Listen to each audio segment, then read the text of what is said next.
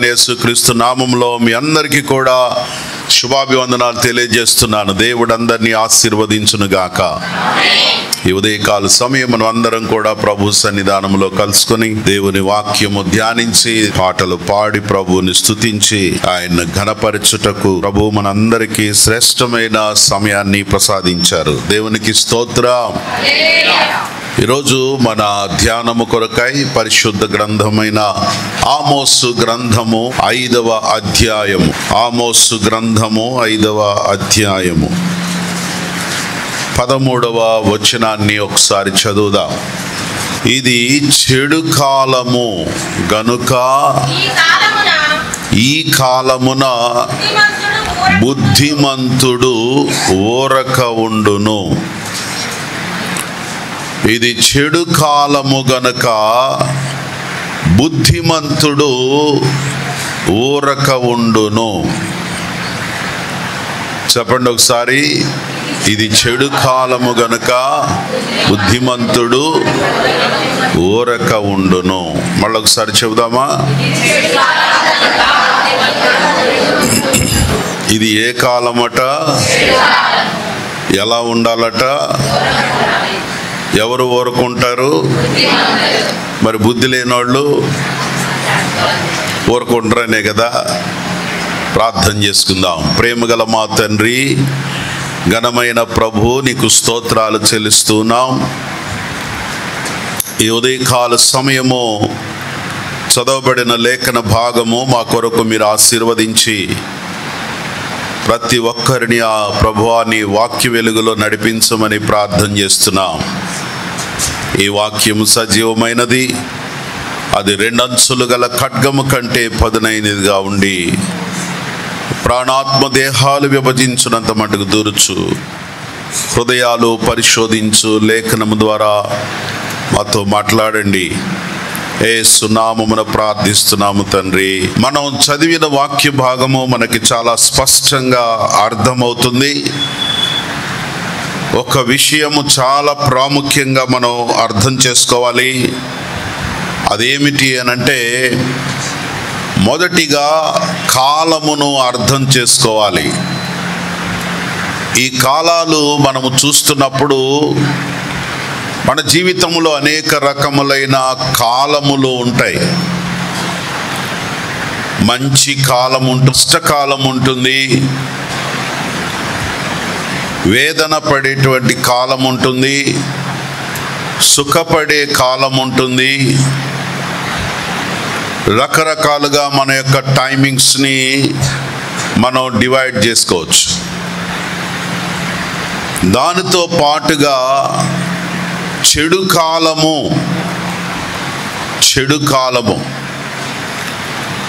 Bad time, చాలామంది దాని గురించి మాట్లాడుతూ ఉంటారు. నా బ్యాడ్ టైం అండి అంటుంటారు. సో ప్రతి వ్యక్తి జీవితంలో ఒక బ్యాడ్ టైం అనిపించే సమయాలు ఉంటాయి. ప్రతి వ్యక్తి జీవితంలో. అందుకనే పెద్దలు అంటారు, కలిమి లేములు కావడి కుండ లాంటిది అని. కలిమి అంటే కలిసి వచ్చే రోజులు, కలిగి ఉన్న రోజులు. లేమి లేని రోజులు. ఒక కావిడి ఒక వ్యక్తి కలిగి ఉన్నట్లయితే వెనక ముందు ఆ 2 ఉంటేనే అది బ్యాలెన్స్ అవుతుంది. అలాగే ప్రతి వ్యక్తి జీవితంలో కష్టకాలము లేక చెడు కాలము అనేటువంటి కాలాలు తప్పనిసరిగా ఎదురవుతాయి. ఆ కాలములో మనం ఎలా ఉండాలి అనేది కూడా దేవుని బిడ్డలుగా దేవుడు మనకు ఒక మంచి సలహా, మంచి ఆలోచన, మనం ఎలా జీవించాలో దేవుడు సలహా ఇస్తూ ఉన్నాడు. దేవుడు తన ప్రవక్త ఆమోసు ద్వారా మాట్లాడుతున్నాడు. ఇది చెడు కాలము. ఎన్నో మంచి సమయాలు మీరు అనుభవించారు. Your travel in a very pleasure way, మీకు అనుకూలమైన సంతోషకరమైన సమయాల్లో మనం నడిచాం. కానీ ఈ సమయము చెడు కాలం.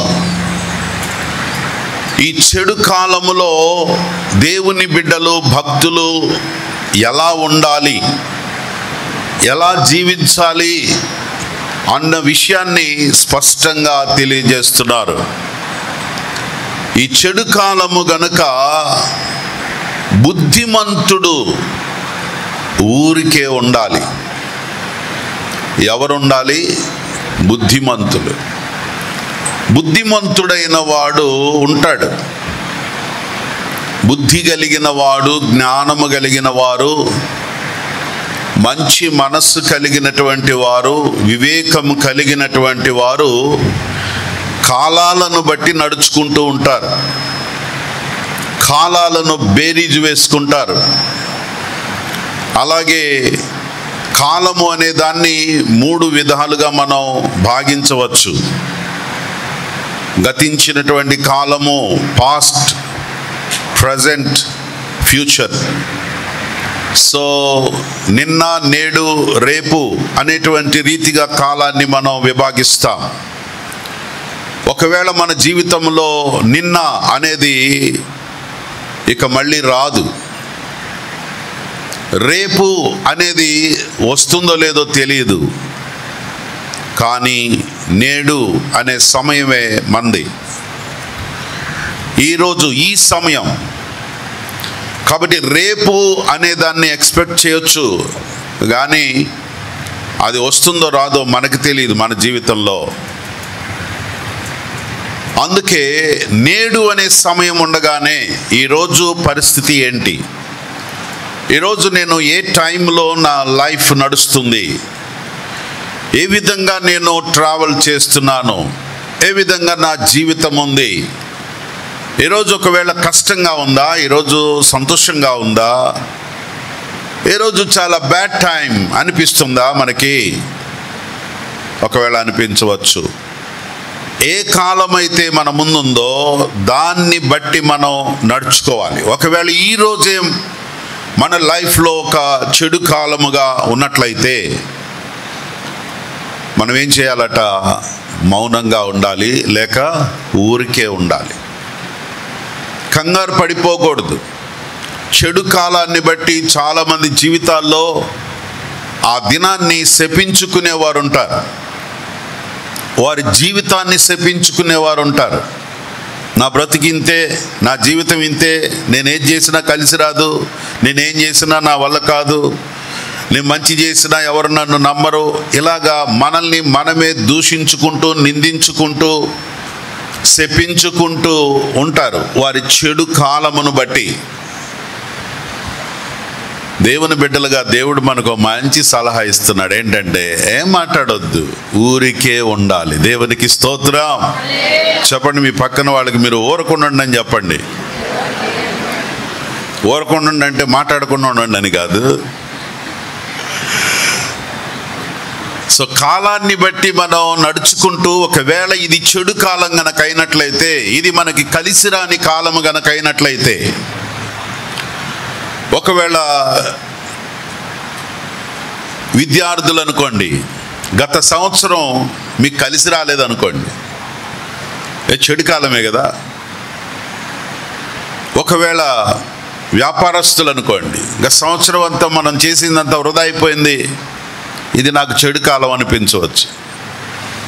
ఉద్యోగంలో మనం ఎంతో కష్టపడుతున్నాం, సరైన ఫలితం రాలేదనుకోండి, ఇది చెడు కాలమే అనిపించవచ్చు. అఫ్ కోర్స్ మన జీవితంలో చెడు కాలము, చెడ్డ సమయాలు రావచ్చు, వస్తాయి.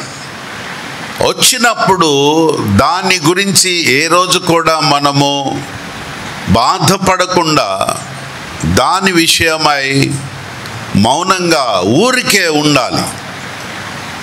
అలా ఊరికే ఉంటే బుద్ధిమంతుడైపోతాడు.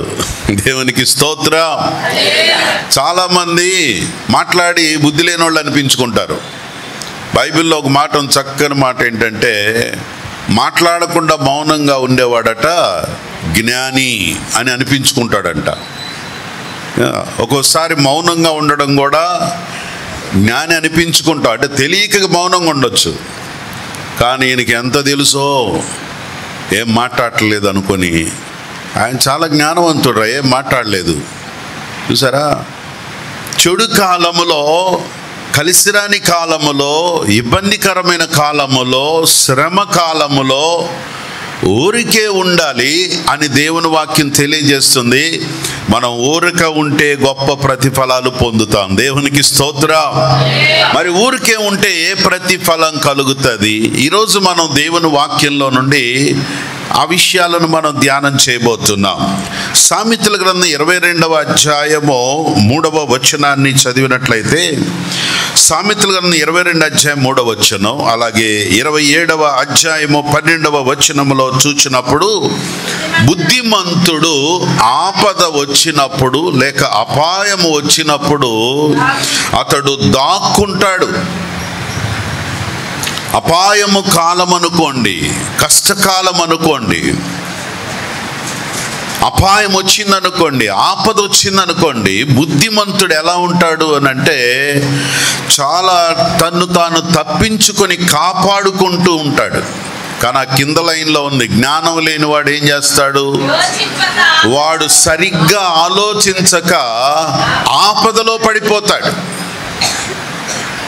బుద్ధిమంతుడేమో ఆపదను గమనిస్తాడు, ఆ ఆపదలో తెలివిగా ప్రవర్తించి దాన్ని దాక్కుంటాడు, హైడ్ అయిపోతాడు, తప్పించుకుంటాడు, పక్కకి వెళ్ళిపోతాడు. ఆ కష్టకాలములో ప్రక్కనే ఉంటాడు, దానిలో నుంచి బయటికి వెళ్ళిపోతాడు. అందువలన అతను చాలా సేఫ్గా ఉంటాడు, బుద్ధిమంతుడుగా తీర్చబడతాడు. కానీ జ్ఞానం లేనివాడు వాటన్నిటిని పట్టించుకుంటాడు గనక ఆపద తెచ్చుకుంటాడు, ఆపదలో పడిపోతాడు.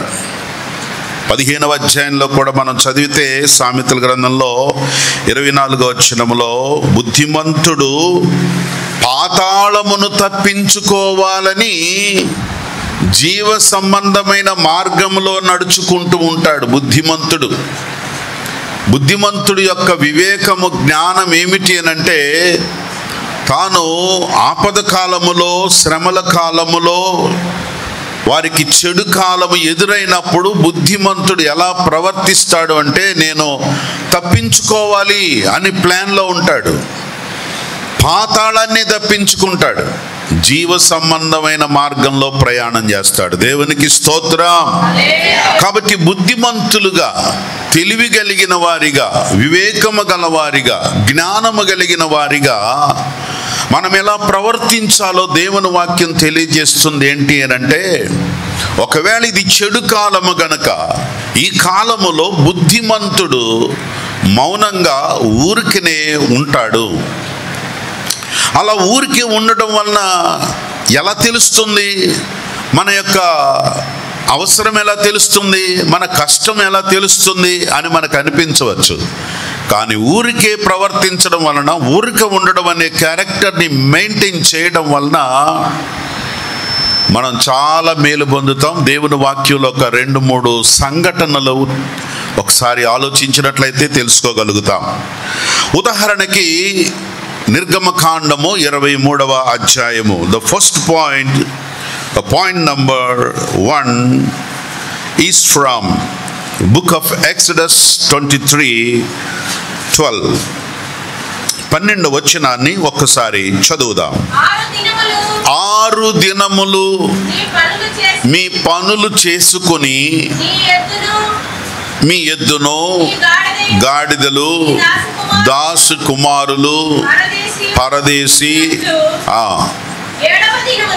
7వ దినమున ఊరక ఉండవలెను. 7వ దినమున ఊరికే ఉండవలెను. అసలు దేవుడు ఆరంభంలోనే తన భక్తులకు తెలియజేశాడు, వారము దినాలలో ఒక దినము మీరు ఊరికే ఉండండి,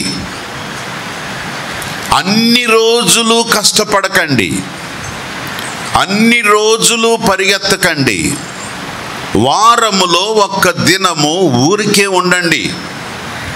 వారములో ఒక్క రోజు ఖాళీగా ఉంచుకోండి. అసలు ఈ విధానాన్ని, సెలవు దినాన్ని ప్రకటించిన ఘనత మొట్టమొదట మన దేవుడే. చప్పట్లు కొట్టి ప్రభు నామాన్ని మహిమపరుతా. విశ్రాంతిగా ఉండడం, వారానికి ఒక రోజు ఖాళీగా ఉండడం, వారానికి ఒక రోజు సెలవు దినంగా ఇవ్వడం మొట్టమొదట మన దేవుడే మనకు నేర్పించాడు. దేవునికి స్తోత్రం. సో ఊరికే ఉంటే ఎలాగండి? మన కంపెనీలు ఊరికే ఉంచుతున్నారా?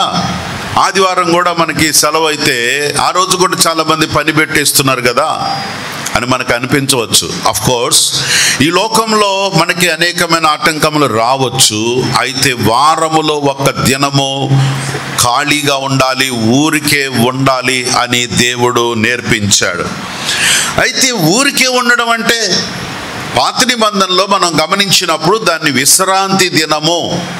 ఎందుకంటే దేవుడు 6 దినములు ఈ సృష్టిని చేసిన తర్వాత 7వ దినం విశ్రాంతి దినముగా ఆయన విశ్రాంతి తీసుకున్నాడు. ఆ దినాన్ని విశ్రాంతి దినంగా ప్రకటించాడు. సో ఈ విశ్రాంతి దినాన్న ప్రత్యేకంగా దేవుడు ఎవరినైతే ఎన్నుకున్నాడో, దేవుని ప్రజలు ఎవరైతే ఉన్నారో ఆ ప్రజలందరికీ దేవుడు ఆదేశించాడు ఏంటంటే, మీరు కూడా ఒక్క దినము సెలవు దినముగా ప్రకటించుకొని ఓ రోజు ఖాళీగా ఉండండి. ఆ రోజు మీరు ఎలాంటి పనులు చేసుకోవద్దు, దానిని విశ్రాంతి దినము అని ప్రకటించుకోవాలి అని దేవుడు సెలవిచ్చాడు. అందుకనే యూదులు, ఇశ్రాయేలు జనాంగం ప్రతి శనివారం వారికి సెలవు దినం, దాన్ని విశ్రాంతి దినం అంటారు.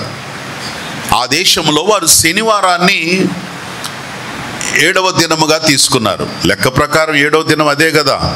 ఆదివారము 1, సోమవారం, శనివారం 7. కాబట్టి 7వ దినమును విశ్రాంతి దినముగా దేవుడు ప్రకటించాడు. దేవుని ప్రజలు దాన్ని పాటిస్తున్నారు. యాక్చువల్గా ఈ యొక్క విశ్రాంతి దినం ఏ పని చేయకూడదా అంటే, ఆ దినాన్న వారు సొంత పనులు చేసుకోవచ్చు.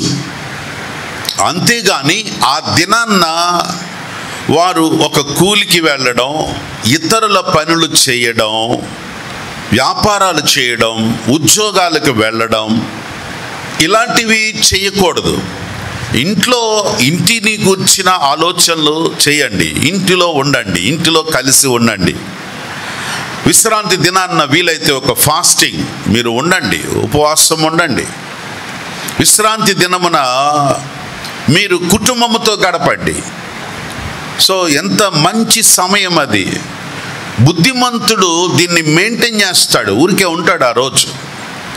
నేను విశ్రాంతి దినము గురించి ఆలోచిస్తూ ఉన్నప్పుడు అసలు ఏ పనులు చేయకూడదా, ఖాళీగా ఉండాలా, దాన్ని కొంతమంది చాలా ఎక్కువగా తీసుకొని ఏం చేస్తున్నారంటే కనీసం ఉమ్మి కూడా మింగకూడదు అని కొంతమంది మెయింటైన్ చేస్తుంటారు.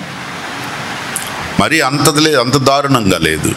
విశ్రాంతి దినం అంటే యెషయా గ్రంథం 58వ అధ్యాయంలో దేవుడు సెలవిచ్చాడు. 58వ అధ్యాయం 13వ వచనము 14వ వచనములో చూచినప్పుడు, మీరు విశ్రాంతి దినమును ఘనముగా ఎంచవలెను.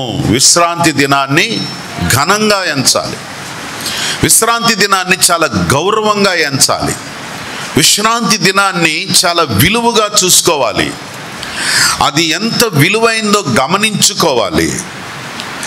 అంటే దాన్ని విలువగా చూడటం అంటే అర్థం ఏంటన్నమాట, ఆ క్రింద వచనాలన్నీ మీరు చదివినప్పుడు మీరు యెహోవా యందు కాదు, ఇంకా పైది, మీరు ఆ రోజు విశ్రాంతి దినమున మీరు వ్యాపారాలు చేయొద్దు, ఊరక ఉండాలి.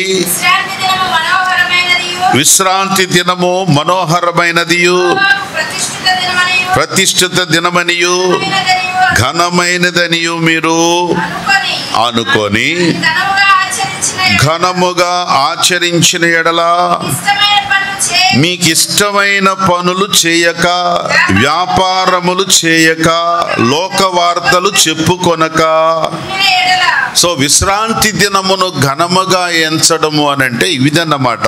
ఏమిటది? లోక వార్తలు చెప్పుకోకూడదు, వ్యాపారాలు చేయకూడదు, నీకు ఇష్టమైన పనులు చేయకూడదు. చూసారా, ఇది ఈ బయట వ్యాపారములు, ఉద్యోగములు, ఇష్టమైన పనులు చేసుకోవటం అనే దాన్ని ఆపేసేయాలి. విశ్రాంతి దినాన్ని ఘనంగా ఎంచాలి అని అంటే నేను ఆలోచించినప్పుడు అసలు మరి ఇక ఖాళీగా ఉండడమేనా, ఇంట్లో ఉండడమేనా అని ఆలోచిస్తే ఆ దినాన్న ఆనందించాలి, ఆ దినమున దేవుని సన్నిధిలో ఆనందించాలి అనే మాట దేవుడు తెలియజేస్తూ క్రొత్త నిబంధనలోకి వచ్చిన తర్వాత యేసుక్రీస్తు వారు ఆ యొక్క విధానాన్ని, వారికి చక్కని మార్గాన్ని నేర్పించారు. ఊరికే ఉండడం అంటే ఏదో ఊరికే ఉండడం కాదు, విశ్రాంతి దినమున దేవుని సన్నిధికి వెళ్ళాలి. యేసుక్రీస్తు వారు నేర్పించారు. మార్కు సువార్త 6వ అధ్యాయము 2వ వచనాన్ని చూచినట్లయితే, అలాగే లూకా సువార్త 4వ అధ్యాయం 16వ వచనములో చూచినప్పుడు విశ్రాంతి దినమున యేసుక్రీస్తు వారు దేవాలయమునకు వెళ్ళి దేవుని వాక్యము బోధించినట్లుగా మనం అక్కడ చూడగలుగుతున్నాం. సో విశ్రాంతి దినమున వ్యాపారానికి వెళ్ళకూడదు, ఉద్యోగానికి వెళ్ళకూడదు, ఇష్టమైన పనులు చేయకూడదు. కానీ విశ్రాంతి దినాన్ని ఘనంగా ఎంచాలి అంటే విశ్రాంతి దినమున దేవుని సన్నిధికి వెళ్ళాలి. దేవునికి స్తోత్రం. సో అంతేకాకుండా అపోస్తల కార్యముల గ్రంథం 13వ అధ్యాయము 14వ వచనము, అపోస్తల కార్యముల గ్రంథం 13వ అధ్యాయం 14వ వచనం, అలాగే 16వ అధ్యాయము 13వ వచనములో చూచినప్పుడు అపోస్తలుడైన పౌలు, బర్నబాలు విశ్రాంతి దినమున వారు దేవుని మందిరానికి వెళ్ళినట్లుగాను, అలాగే సమాజ మందిరానికి వెళ్ళి అక్కడ దేవుని సన్నిధిలో వాక్యము బోధించినట్లుగాను, అలాగే విశ్రాంతి దినమున ప్రార్థన జరుగును అనుకొని 16వ అధ్యాయములో విశ్రాంతి దినమున ప్రార్థన చేస్తున్నారు. చెప్పండి, విశ్రాంతి దినం ఏం చేస్తున్నారు? ప్రార్థన చేస్తున్నారు. విశ్రాంతి దినము దేవాలయానికి వెళుతున్నారు. విశ్రాంతి దినం దేవుని వాక్యం నేర్చుకుంటున్నారు, దేవుని వాక్యము బోధిస్తున్నారు. విశ్రాంతి దినం అనగా దాన్ని గౌరవించడం, దాన్ని ఘనంగా ఎంచడము అని అంటే ఆ దినాన్న మన సొంత పనులు, మనకిష్టమైన పనులు, మన వ్యాపారములు, మన ఉద్యోగములు కొంచెం వాటిని ప్రక్కన పెట్టి దేవుని నామాన్ని ఘనపరిచేటువంటి దేవుని పని, దేవుని పరిచర్యలో పాలు పొందుతూ ఒక్క దినాన్ని దేవుని సన్నిధిలో గడపాలి. అది మనకెంతో దీవెన కలిగిస్తుంది. దేవునికి స్తోత్రం.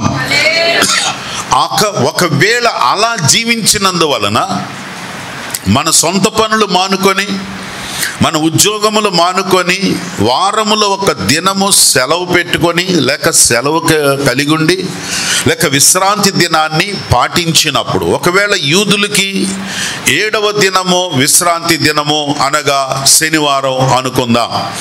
మన దేశంలో ఆదివారం అనగా వారములో మొదటి రోజు మనకి సెలవు దినం.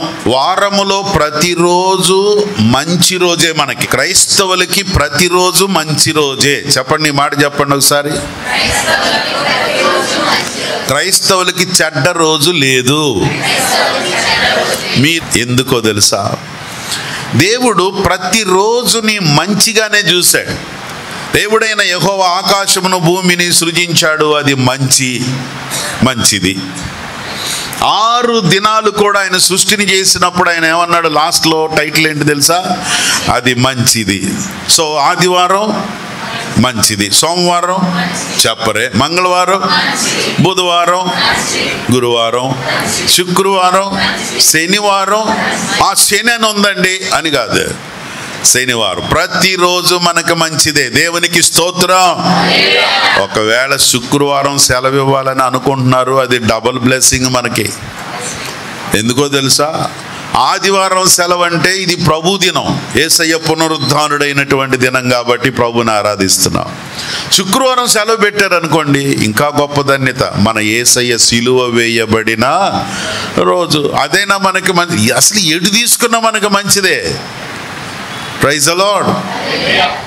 కాబట్టి మనం ఏం దిగులు పడాల్సిన పని లేదు. సెలవు మారుస్తారంట, సెలవు మార్చుకొనివ్వండి, సోమవారం ఇవ్వమనండి, ఆ రోజే ప్రార్థన పెట్టుకుంటాం. మనం ఏం కంగారు పడాల్సిన పని లేదు.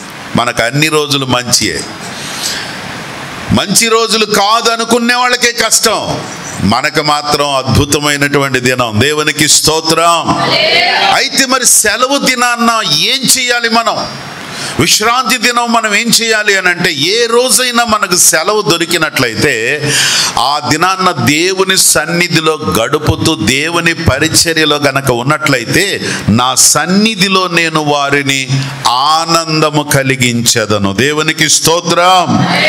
అదే కదా, నా యొక్క విశ్రాంతి దినమున వ్యాపారం చేయకుండా నాకు ప్రతిష్ఠితమైన దినమని 13వ వచనంలో కదా, 58వ అధ్యాయం యెషయా గ్రంథం, విశ్రాంతి దినాన్ని మనోహరమైనది గాను యెహోవాకు ప్రతిష్ఠిత దినమని ఘనమైనదని అనుకొని దాన్ని ఘనంగా ఆచరించిన ఎడల, చెప్పండి, ఘనముగా ఆచరించిన ఎడల, ఇష్టమైన పనులు చేయకుండా, వ్యాపారాలు చేయకుండా, లోకవార్తలు చెప్పుకోకుండా ఉన్నట్లయితే, 14వ వచనములో, నీవు యెహోవా యందు ఆనందించదవు, దేశము యొక్క ఉన్నత స్థలములలో దేవుడు నిన్ను నిలబెడతాడు. దేవునికి స్తోత్రం.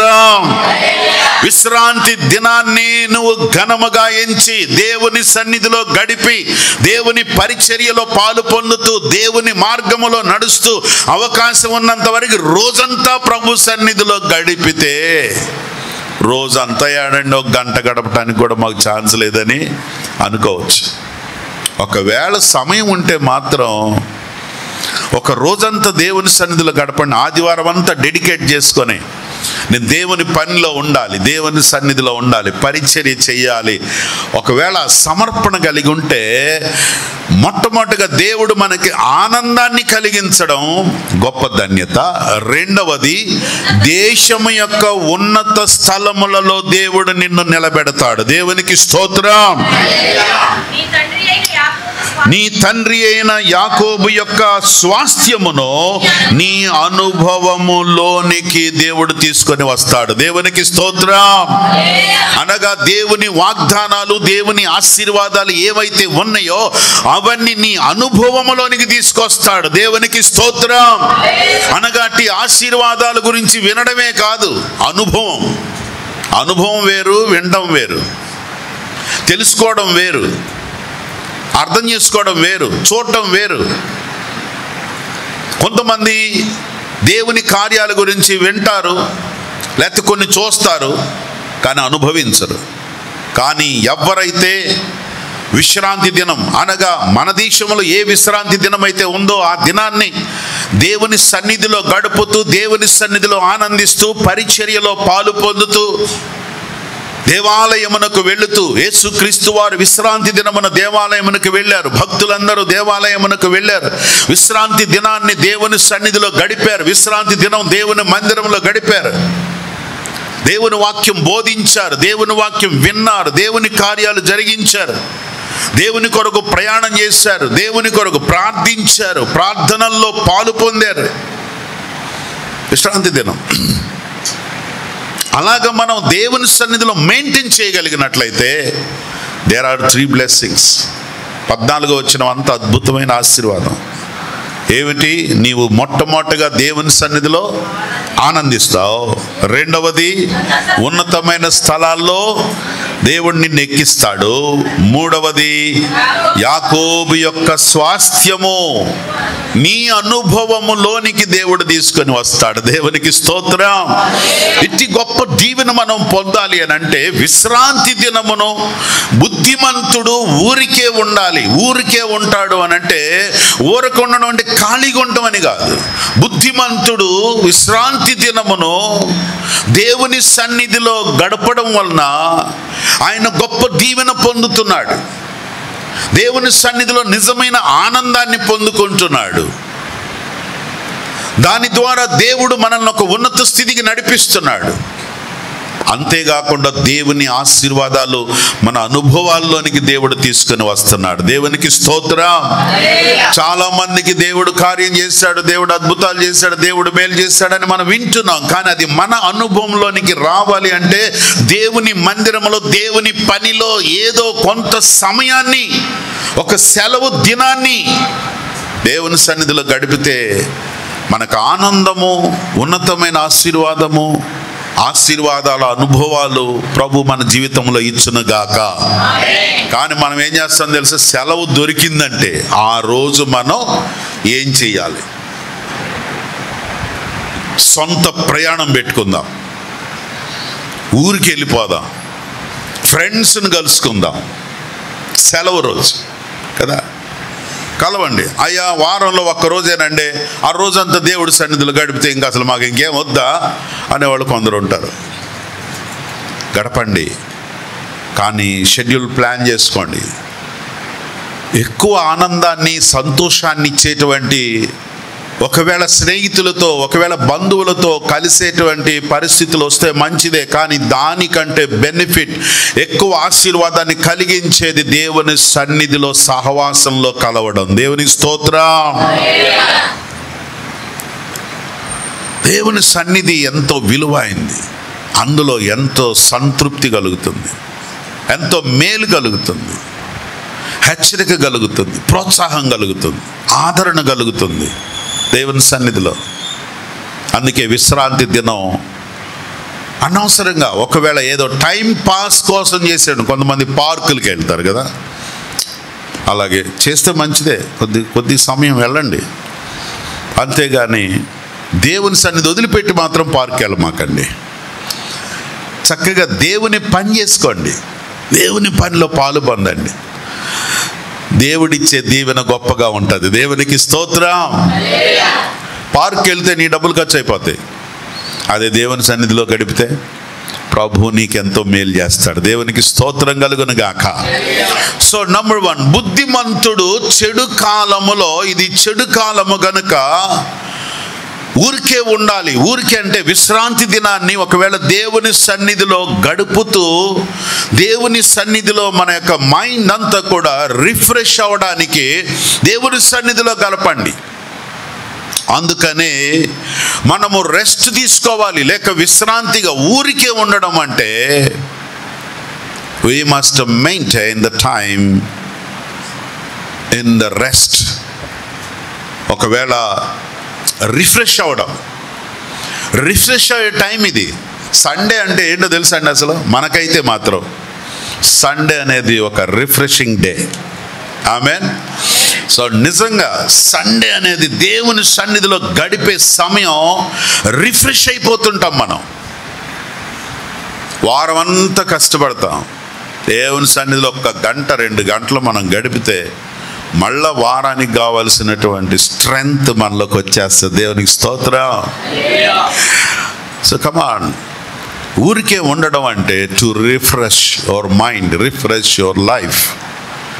దేవుని సన్నిధిలో ఊరికే ఉండు, ఖాళీగా ఉండు, దేవుని పనిలో ఉండు. బుద్ధిమంతుడు అది మెయింటైన్ చేస్తాడు, దానివల్ల గొప్ప మేలు పొందుతాడు. నంబర్ 2, రెండవదిగా గమనించినట్లయితే రాజులు 2వ గ్రంథము 2వ అధ్యాయము 3-5 వచనాలు చదువుదాం. బేతేల్లో ఉన్నటువంటి ప్రవక్తల శిష్యులు ఎలీషా దగ్గరికి వచ్చారు. నీ యొద్ద నుండి దేవుడు ఏలియా అనేటువంటి మీ గురువుని తీసుకొని వెళ్ళిపోతున్నాడు అన్న సంగతి నీకు బాగా తెలుసా అని ఎలీషాను అడగగా, నాకు తెలుసు, మీరు ఊరక ఉండుడి. 5వ వచనం చదువుదామా? 5వ వచనంలో కూడా అదే మాట మనం చదువుతాము.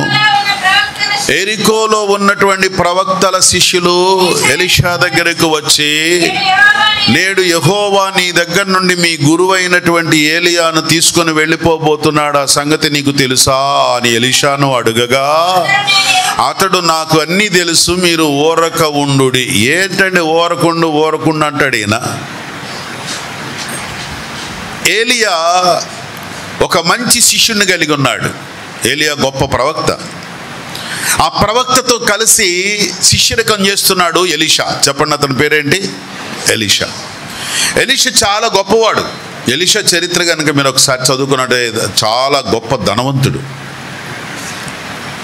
ఆయన ఒక గొప్ప సేద్యగాడు, అంటే ఆసామి, భూస్వామి. చాలా భూమి మరి తను కష్టపడి పనిచేసేవాడు కూడా. ఆయన అరకలు పెట్టి దున్నుతున్నాడు అని రాయబడింది. ఒక గొప్ప వ్యవసాయకుడు, ఆసామి, రైతన్న. దేవుడు ఆయన పట్టుకున్నాడు. ఏలియా ఒకరోజు అటు ప్రయాణం చేస్తూ ఎలీషాను చూశాడు. ఎలీషా, నువ్వు నన్ను వెంబడించు అని చెప్పాడు. వెంటనే దేవుని పిలుపుకు లోబడిపోయి తన అరకలో కట్టినటువంటి ఆ ఎద్దులు విప్పేసి ఆ యొక్క కాడి మోకులన్నీ తీసేసి ఆ కాడి విరగొట్టేసి బలిపీఠం కట్టి ఓ ఎద్దును బలిచ్చేసి తను ఏ పనైతే చేస్తున్నాడో దాన్ని అంతా కూడా కాల్చేసి దహన బలిచ్చేసి వెంటనే గురువు వెంట బయలుదేరి వెళ్ళాడు. అంత గొప్ప వ్యక్తి, అంత గొప్ప ధనవంతుడు, అంత గొప్ప ఆసామి, భూస్వామి తన్ను తాను తగ్గించుకొని దేవుని పని కొరకు దేవుని సేవకుణ్ణి వెంబడించడం చాలా గొప్ప విషయం. అయితే దేవుని సేవకుని దగ్గర అతనికి వచ్చిన బిరుదేంటో తెలుసా? ఏలియా చేతుల మీద నీరు పోసే శిష్యుడు అని. ఏలియా శిష్యుడు లేక ఏలియా చేతుల మీద నీళ్లు పోసేటువంటి వాడు అంటే జస్ట్ ఎంత తక్కువ పరిచర్య, చిన్న పరిచర్య కలిగిన వాడిగా ఉన్నాడు ఆ బిరుదు. కానీ ఆయన చాలా గొప్ప అనుభవం కలిగిన వాడు, ఆత్మీయ జీవితాన్ని కలిగిన వాడు. ఏలియా వృద్ధుడైపోయాడు. ఆ దేవుడు ఆయన్ని తన దగ్గరికి ఆహ్వానిస్తున్నాడు అన్న సంగతి అందరికీ తెలుస్తుంది. ఎవరెవరికి తెలుసు అని అంటే ఆల్రెడీ అక్కడ 2 బైబిల్ కాలేజెస్ ఉన్నాయి. బేతేలులో ఒక శిష్యులకు ఏలియా మఠం ఒకటి ఉంది. అక్కడ శిష్య బృందం తర్బీదులో ఉన్నారు. ఏలియా దేవుడు తన్ను పిలుస్తున్నాడు గనక ఈ పాఠశాలలన్నిటిని విజిట్ చేసుకుంటున్నాడు. లాస్ట్ టైంలో బేతేలుకు వెళ్ళాడు, శిష్య బృందంతో మాట్లాడారు. ఈయన ఎలీషా పర్సనల్గా ఉన్నాడు. ఆ శిష్య బృందం అందరితో మాట్లాడినప్పుడు ఏలియా చెప్పాడు, దేవుడు నన్ను ఆహ్వానిస్తున్నాడు, ప్రభు నన్ను ఎప్పుడు పిలుస్తాడో తెలియదు అని చెప్పగానే శిష్యులందరూ కలిసి ఎలీషా దగ్గరికి వచ్చారు. ఎలీషా గారు, మీరు ఇంతకాలం ఏలియాను నమ్ముకొని ఆయన వెనకాలే తిరిగారు. ఈ పాఠశాలలో మీరేం పని చేయలేదు, ఇక్కడ లేరు మీరు. కానీ ఏలియా గారికి పర్సనల్గా మీరున్నారు కాబట్టి మరి ఆయన్ని దేవుడు పిలుచుకుంటున్నాడు. మీ కథ ఏమవుతుంది? మీరు ఒక చోట సెటిల్ అవ్వలేదు, ఇక్కడ ఈ బైబిల్ కాలేజీలో లేరు, ఈ మఠంలో లేరు మీరు, లేదా మీరు ఎక్కడన్నా సెటిల్ అవ్వలేదు, ఏలియాతోటే తిరుగుతున్నారు, ఆయన ఎక్కడికి వెళితే అక్కడికి వెళుతున్నారు, ఆయనకి పరిచారకుడుగా మారిపోయారు, మీరు ఒక చోట ఇంకా సెటిల్ అవ్వలేదు, ఏంటి మీ పొజిషన్ ఏంటి అని అడుగుతున్నారు. మీ గురువు గారిని దేవుడు పైకి తీసుకొని వెళ్ళిపోతాడట, ఇప్పుడే చెప్పారు ఆయన, మరి నీ పరిస్థితి ఏంటి అని బేతేల్లో ఉన్నటువంటి శిష్య బృందం అందరూ కూడా ఎలీషాతో మాట్లాడారు. ఎలీషా ఒకే ఒక మాట అన్నాడు.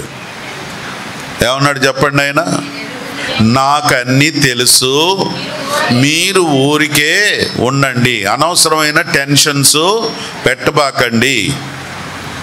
నువ్వు ఇంకా సెటిల్ అవ్వలేదు, నువ్వు అది అవ్వలేదు, నువ్వు అది అవ్వలేదు, నువ్వు ఎంతకాలం ఉంటావు ఇక్కడ, ఎంతకాలం ఆయన దగ్గరే ఉంటావు, ఎంతకాలం అక్కడే పని చేస్తావు, ఎంతకాలం వాళ్ళ దగ్గరే ఉండిపోతారు, ఎంతకాలం ఇలాగ ఉంటావు, ఎంతకాలం అత్త కిందే ఉంటావు, నువ్వు దుత్తలాగా మారొద్దా,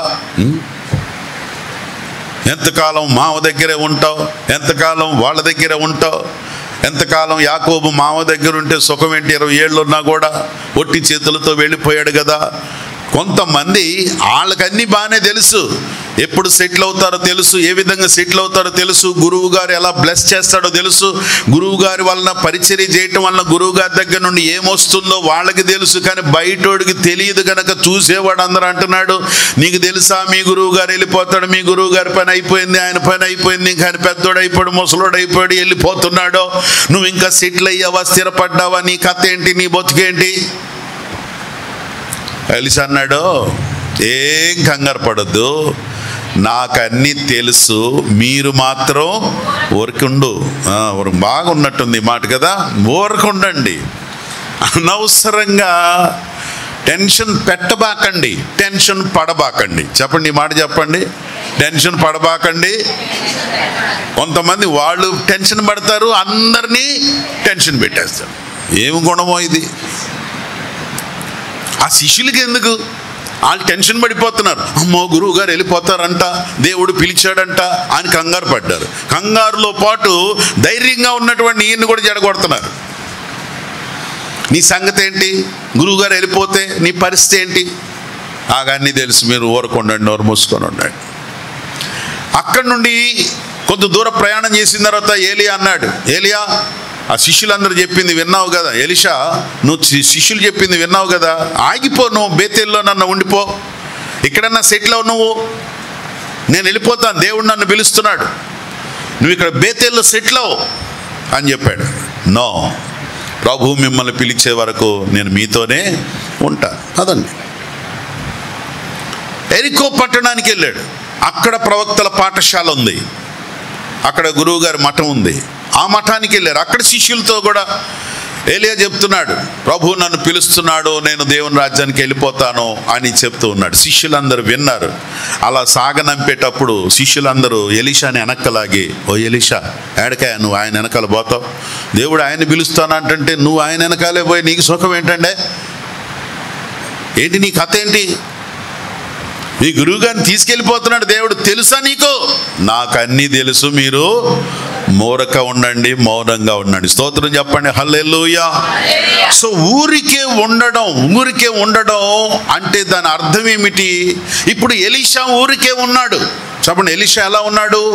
ఊరుకుంటున్నాడు. ఆయనకి సిచ్యువేషన్స్ అర్థమవుతున్నాయి, పరిస్థితులు అర్థమవుతున్నాయి. ఏలియా భక్తుడు తనను విడిచి వెళ్ళిపోతున్నాడని అర్థమవుతుంది. ఆయన పెద్దవాడైపోయాడని అర్థమవుతుంది, వృద్ధుడైపోయాడని అర్థమవుతుంది, బలహీనుడైపోయాడని అర్థమవుతుంది, దేవుడికి ఆయన్ని పైకి పిలుస్తాడని అర్థమవుతుంది. కానీ ఊరికే ఉన్నాడు. కారణం ఏమిటి అనంటే ఆ యొక్క రిలేషన్ని, ఆ బంధాన్ని మెయింటైన్ చేయడంలో ఆయన ఒక పని కలిగి ఉన్నాడు. దేవునికి స్తోత్రం. అంటే ఊరికే ఉన్నాడు అంటే అర్థం ఏంటో తెలుసా?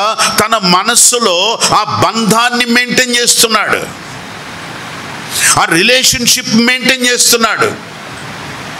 నా స్వార్థం కోసం, నా యొక్క అవసరాల కోసం నేనేదో ఎక్కడో ఆగిపోయి, నేనెక్కడో సెటిల్ అయిపోయి, అయ్యా గురువు గారు మీరు వెళ్ళిపోతే నా పరిస్థితి ఏంటి అనేటువంటి ఆందోళనతోటి అలాంటి టెన్షన్ అతనికి లేదు. అతనికి ఉన్నది ఏమిటి అనంటే ఒక దైవ సేవకుణ్ణి చివరి వరకు వెంబడించడం వలన, చివరి అడుగు వరకు వెళ్ళటం వలన అది గొప్ప దీవెన నాకు కలుగుతుంది అనేటువంటి ఆ బంధాన్ని మెయింటైన్ చేస్తున్నాడు, ఆ రిలేషన్షిప్ మెయింటైన్ చేస్తున్నాడు. ఏలియాను వెంబడించడం మొదలు పెడుతున్నాడు. దేవునికి స్తోత్రం. ఏలియాను వెంబడించడం, తన అరకలను విరగగొట్టి బలి అర్పించిన దినము మొదలుకొని ఎలీషాను దేవుడు పిలిచి ఆ పిలుపునకు లోబడి మొట్టమొదటి దినాన్న తన గురువును వెంబడించడం మొదలుపెట్టిన ఒక్క రోజు నుండి కూడా చివరి రోజు వరకు ఆయన బంధాన్ని మెయింటైన్ చేశాడు. దేవునికి స్తోత్రం. సో ఊరికే ఉండడం అంటే అర్థం ఏమిటి అనంటే ఆ మనస్సులో, విశ్వాస జీవితములో, దేవుణ్ణి వెంబడించడములో, దేవుని సేవకులను వెంబడించడములో, నాయకులను వెంబడించడములో, పెద్దలను వెంబడించడములో కలిగేటువంటి ఆ దీవెన, ఆ బంధాన్ని మెయింటైన్ చేయడం ఊరక ఉండడం అంటే. ఊరక ఉండు, ప్రతిదానికి కంగారు పడొద్దు. Maintain the relationship. బంధాన్ని తెంచుకోవద్దు. వెళ్ళిపోదాం, ఊడిపోదాం, విడిపోదాం, చెడిపోదాం, దూరం అయిపోదాం, వెళ్ళిపోదాం అనుకుంటున్నావా? విడిపోవద్దు. Relationship maintain. ఊరికే ఉండు, కంగారు పడొద్దు. అయ్యో అక్కడ విద్యార్థులు, ఒక పాఠశాల ఉంది, అక్కడ సెటిల్ అయిపోయారే, అక్కడ గురువు ఉన్నాడే, చిన్న గురువు ఉన్నాడు, అక్కడంతా శిష్యులు ఉన్నారు, మెయింటెనెన్స్ బాగుంది, అక్కడంతా ఒక పాఠశాల మెయింటైన్ అవుతుంది, బేతేల్లో బాగుంది, ఒకవేళ ఆ పాఠశాల నాకు ఇస్తే బాగుంది, నేను అక్కడ మెయింటైన్ అవుతాను అని మనసులో అనిపించలేదు.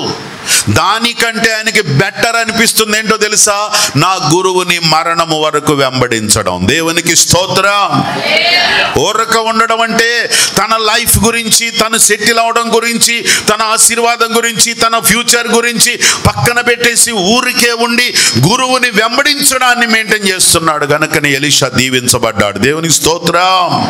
అలాగే ఒకవేళ మరొక బైబిల్ కాలేజ్ అనుకుందాం, ఒకవేళ అదే పాఠశాల, ప్రవక్తల పాఠశాల గనుక అయినట్లయితే అక్కడికి వెళ్ళి చూసినప్పుడు ఎరికో నగరంలో, ఇది సిటీ లైఫ్ తో ఉన్నటువంటిది, ఆ గొప్ప సిటీ అది ఎరికో పట్టణం, మహానగరం. ఆ నగరంలో ఉన్నటువంటి ప్రవక్తల పాఠశాలలో చక్కగా సెటిల్ అవ్వచ్చు. కానీ దీనికంటే ఆ గురువుని వెంబడించడం, మౌనంగా గురువుని వెంబడించడం. ఎంతోమంది చెప్తూ ఉన్నారు, నువ్వు ఇంకా సెటిల్ అవ్వలేదే, నువ్వేం అవ్వలేదే, నీ బ్రతికేంటి, నీ ఫ్యూచర్ ఏంటి అని చాలామంది తన చెవుల్లో చెప్తూ ఉన్నారు. ఎవరేం చెప్పినా ఎలీషాకి తెలుసు, నాకు తెలుసు, మీరు మౌనంగా ఉండాలి. దేవునికి స్తోత్రం. బుద్ధిమంతుడు చెడు కాలములో ఊరికే ఉంటాడు. చెప్పండి, బుద్ధిమంతుడు.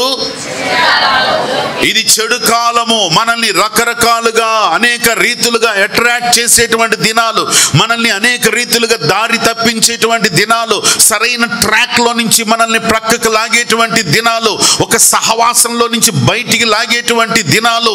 దానికోసం ఏదో ఒక లింకులు పెట్టుకొని మన గృహాల్లో ప్రవేశిస్తారు, మన ఇళ్లలో ప్రవేశిస్తారు, వ్యక్తిగత జీవితాల్లో ప్రవేశిస్తారు. Maintain the relationship. Maintain the good relationship with your family members. Good relationship with your pastor, your fellowship, your church. Maintain the good relationship with your neighbor, husband, wife, children, family. లోకములో ఎన్నో వార్తలు నీకు వినిపించవచ్చు, ఎవరి గురించి ఏదైనా మాట్లాడుతూ ఉండొచ్చు. ఒకవేళ నీ జీవితం గురించి ఏదో అలర్ట్ చేస్తున్నట్టు మనతో మాట్లాడవచ్చు. కంగారు పడకూడదు. నాకు తెలుసు, మీరు ఊరక ఉండాలి. దేవునికి స్తోత్రం. సో ఎలీషా ఊరికే ఉన్నాడు, తెలుసు లోకములో నేనేమి సంపాదించలేదు. అసలు ఎలీషాకి ఇవన్నీ చెప్పాలా? అవసరం లేదు. ఎందుకో తెలుసా? ఎలీషా కొన్ని వందల ఎకరాల భూమిని వదిలిపెట్టాడు. ఎలీషా తన అరకలు వదిలిపెట్టాడు. తనకున్నటువంటి లగ్జరియస్ లైఫ్ను వదిలిపెట్టాడు. తనకున్న లైఫ్లో ఎంతో అనుభవించాడు. ఆయన ఇప్పుడేదో సెటిల్ అవ్వాలి, ఆయన ఏదో సంపాదించాలి, ఆయన ఏదో బాగుపడాలనేది ఆయన లైఫ్లో లేదు. అందుకే ఆయన అంటాడు, నాకు తెలుసు, మీరు ఊరకుండండి. దానివల్ల ఏం జరిగిందో మనం కనుక కొంచెం ముందుకి చదువుకున్నట్లయితే, అతడు రెండంతల ఆశీర్వాదమును, రెండంతల ఆత్మ అభిషేకమును పొందుకున్నాడు. దేవునికి స్తోత్రం. ఏలియా అక్కడి నుండి దాటి, యోర్దాను దాటి అవతలకు వెళ్ళిన తర్వాత ఏలియా చెప్తున్నాడు, ఎలీషా ఇక దేవుడు నన్ను పిలుస్తున్నాడు, నువ్వు వెళ్ళిపోవాలి అన్నాడు. నేను వెళ్ళనంటే వెళ్ళనండి అన్నాడు. ఏం కావాలయ్యా నీకు అన్నాడు. చివరికి ఏం కావాలి, నీకేం కావాలి? బైబిల్ కాలేజీలో ఉండమంటే అక్కడ ఉండనన్నావు. పాఠశాలలో ఉన్నాయినా అక్కడ ఉండమంటే ఉండనన్నావు. ఎక్కడ ఉండమన్నా ఎక్కడ ఉండనన్నావు. నేనేమో ఇప్పుడు నన్ను అత్యంతరంగా ప్రభు నన్ను పిలుస్తున్నాడు, ఇప్పుడు నువ్వు ఎక్కడికి వెళ్ళిపోతావు, ఎలా వెళ్ళిపోతావు, ఏం చేస్తావు మాట్లాడుతున్నా. నీకేం కావాలి చెప్పు. ఏలియా ఇప్పుడు అడిగాడు, నీకేం కావాలి? ఆయన ఒకే ఒక్క మాట అడిగాడు, నాకు ఈ కాలేజీలు ఇవి కాదు, అవి కాదు, ఇవి కాదు నాన్న, నీవు పొందిన ఆత్మ అభిషేకములో 2 పాళ్ళు నాకు కలిగితే చాలు. దేవునికి స్తోత్రం. I need your anointment, I need your spirit. నీవు పొందిన ఆత్మను 2 అంతలుగా నాకు కావాలి. చప్పట్లు కొట్టి ప్రభు నామాన్ని మహిమపరుద్దాం. ఏలియా తర్వాత ఎలీషా అలాంటి అద్భుతమైన, అంటే ఏలియా కంటే కూడా గొప్ప వ్యక్తిగా పరిగణలోనికి రాగలగడానికి గల కారణం, అతడు ఊరికే ఉండి తన గురువును వెంబడించడం వలన 2 అంతల ఆత్మాభిషేకం పొందాడు. స్తోత్రం చెప్పండి, హల్లెలూయా. ఈ ఉదయకాల సమయమందు నా ప్రియమైన దేవుని బిడ్డలారా, ఊరికే ఉండు, కంగారు పడిపోవద్దు. బుద్ధిమంతుడు ఊరికే ఉంటాడు. దేవుడు రెండంతలు దీవించే వరకు ఖాళీగా ఉంటాడు. దేవునికి స్తోత్రం. రెండంతలు దీవించే వరకు కంగారు పడడు. రెండంతల ఆశీర్వాదం పొందే వరకు గలిబిలి చెందడు, ఊరికే ఉంటాడు. అండ్ థర్డ్లీ, మత్తయి సువార్త 26వ అధ్యాయము 62వ వచనములో యేసుక్రీస్తు వారు పొంతి పిలాతు ఎదురుగా మౌనంగా ఉన్నాడు. 62వ వచనములో తీర్పు తీర్చుచున్నప్పుడు యేసుక్రీస్తు వారు ప్రధాన యాజకుడు లేచాడు. ఆయన అనేక ప్రశ్నలు వేశాడు. చదువుదాం. ప్రధాన యాజకుడు లేచి, నీవు జవాబేమి చెప్పవా? వీళ్ళందరూ కూడా నీ మీద పలుకుచున్న మాటలు ఏమిటి అని అడుగగా యేసు ఊరికే ఉండెను. చూసారా, ఆ క్రింద వచనాలన్నీ చదువుకున్నట్లయితే అక్కడ యేసుక్రీస్తు వారిని తీర్పులో నిలబెట్టినప్పుడు ప్రధాన యాజకులు కానీ పొంతి పిలాతు కానీ వీళ్ళందరి అనేక విషయాలు అడుగుతున్నారు. కానీ యేసు ప్రభు వారు ఊరికే ఉండెను. చెప్పండి, యేసు ప్రభు ఎలా ఉన్నాడు? ఊరికే ఉన్నాడు.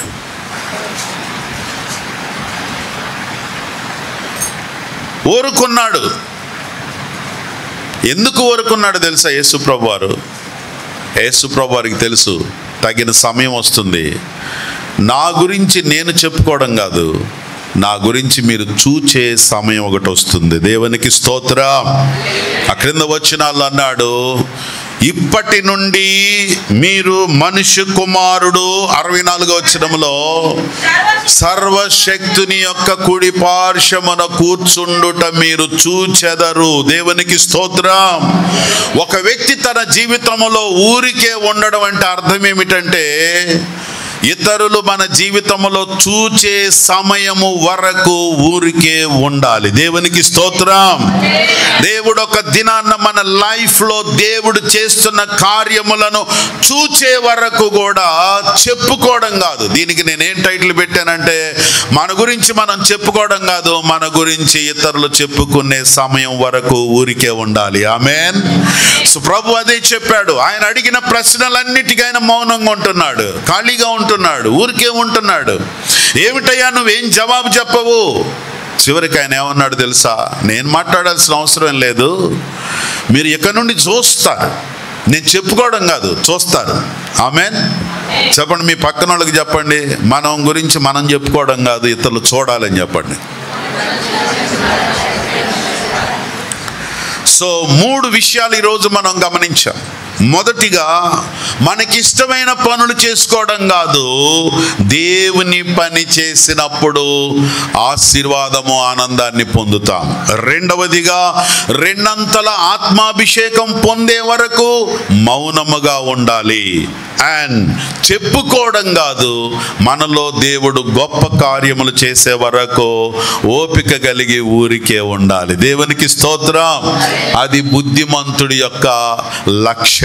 చెప్పండి, 3 విషయాలు చెప్పండి. మొదటిది, మనకిష్టమైన పనులు కాదు, దేవుని పని చేసుకుంటూ ఊరికే ఉండాలి. చెప్పండి, ఏ విషయంలో ఊరికే ఉండాలి? దేవుని పనిలో ఉంటూ ఊరికే ఉండాలి. అంటే బయట పనుల గురించి ఆలోచన తగ్గించుకోవాలి. ఆ టెన్షన్స్ పడొద్దు.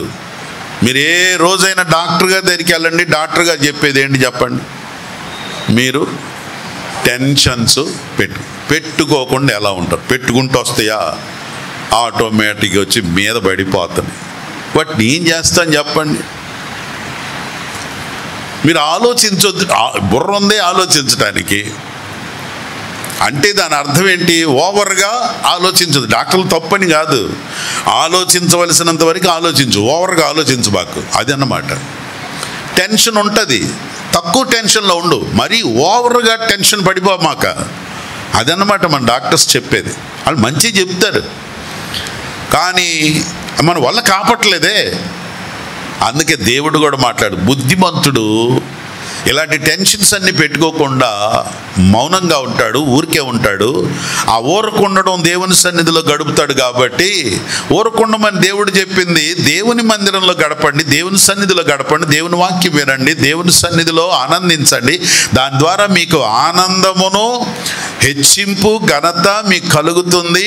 మీ అనుభవములో ఆశీర్వాదాలు పొందగలుగుతారు. దేవునికి స్తోత్రం.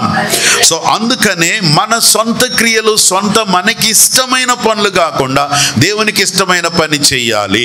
రెండవదిగా గమనిస్తే, రెండంతల ఆశీర్వాదం పొందే వరకు ఊరికే ఉండు.